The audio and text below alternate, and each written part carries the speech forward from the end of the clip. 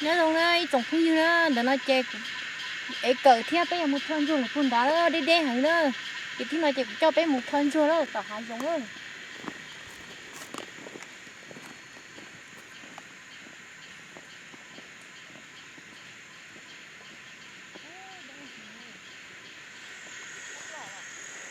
cắn nó từ một thân chua nó tránh tái cho lần này phân là hán chua đi nữa tên nào mà trong căng cổ xuống rồi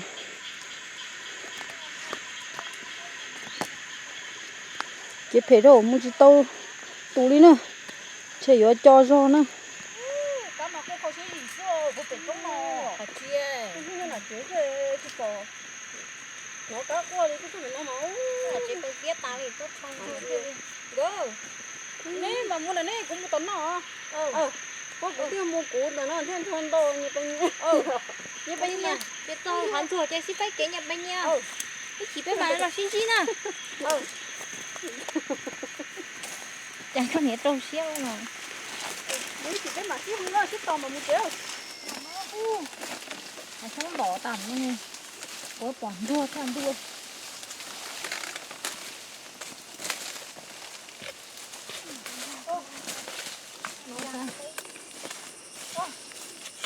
nó theo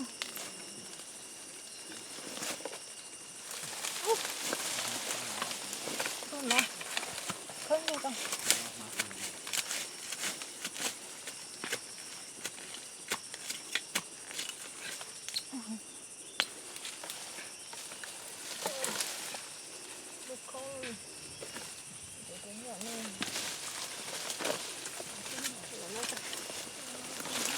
ôi còn làm gì luôn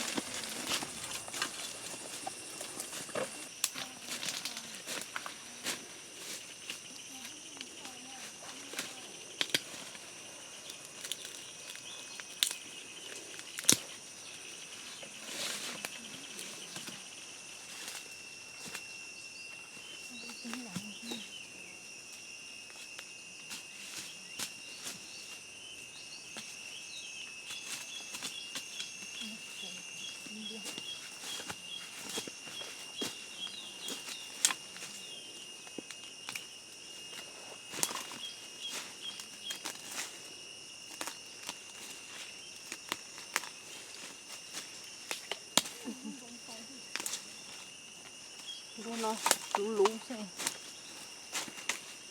nó có cái này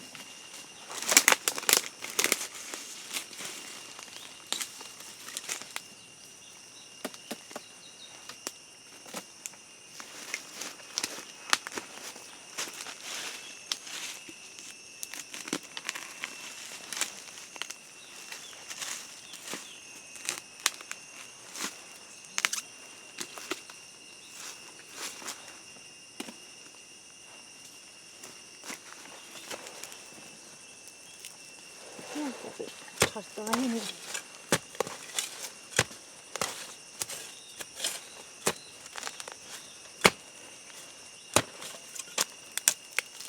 nó đi chân đông nhau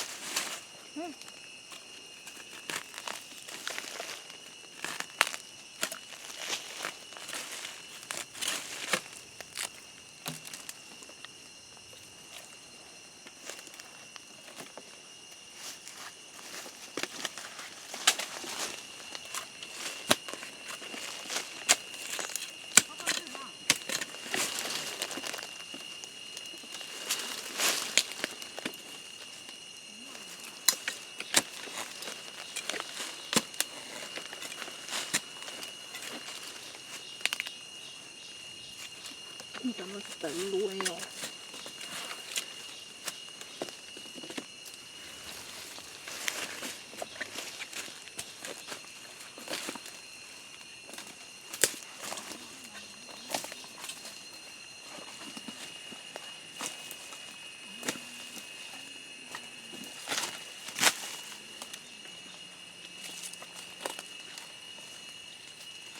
Cây khô kia.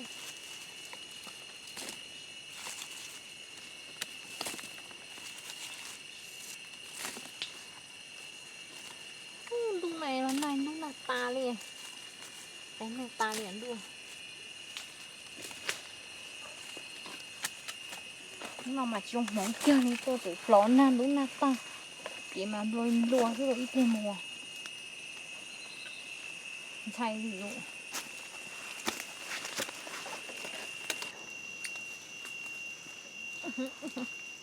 Đã tới tầm này. Đã lìa xem tới tung đá lý tầm nó. Cho. Đẩy nó đua. Đã mua chẳng tầm nó là đua. Cái khổ nào mà cố hay như. Cái cử nó mẹ tung ra này không mình tự nhiên thôi. Đấy.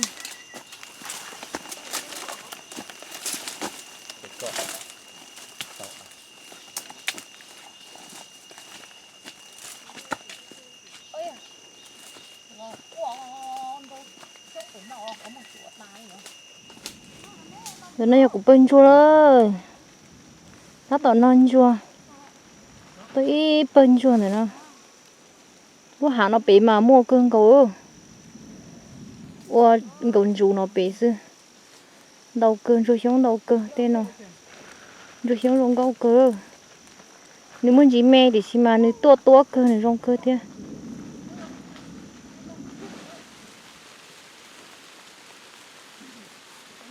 Đúng chưa đâu.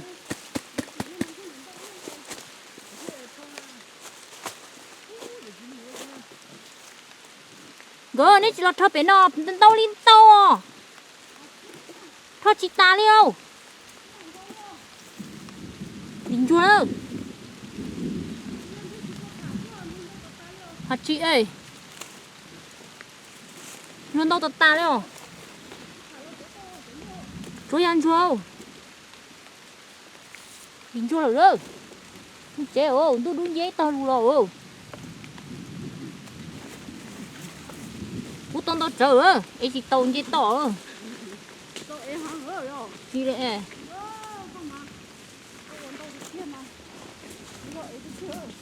Ấy từ kia. Khó rồi. Ấy từ tông giấy tỏ.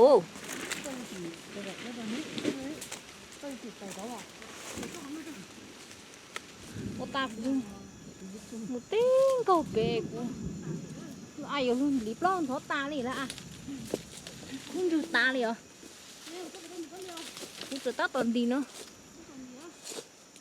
đi chua nữa chẳng không như nữa cái ta toàn đi chua với một chế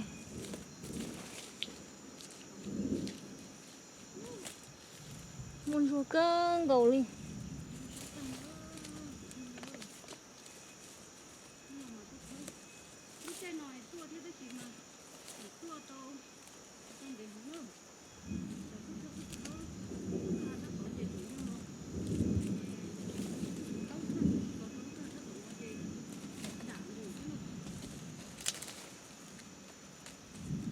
một cơ tại nó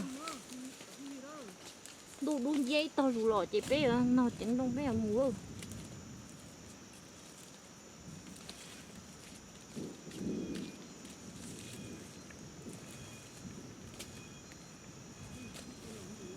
của mà nó ít cho trò số cho trò hồ đi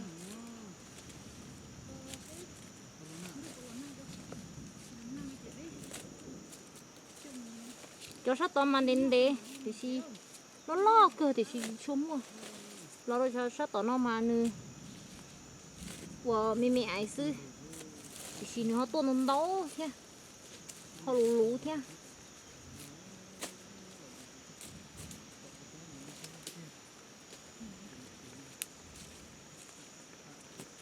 rồi xong nữa đã tận điện rồi xong rồi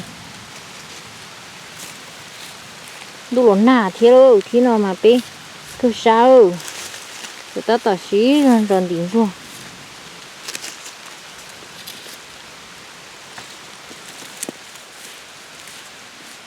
đi luôn đi lìa xưa không sai nào đi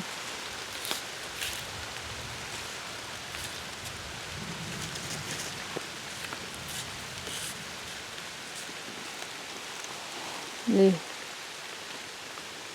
đi bay tại là chuẩn bị tàu ta thế đỉnh chua đó đỉnh chua một chéo cái con chua đủ nó xem mà mát chẳng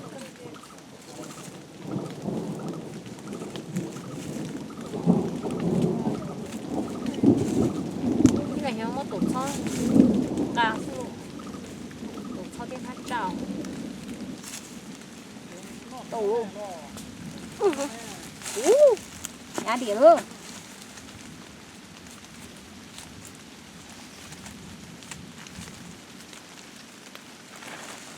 nhà địa luôn thế nào tôi lấy cơ tổng cục cái nào chỉ thiên gà chứ họ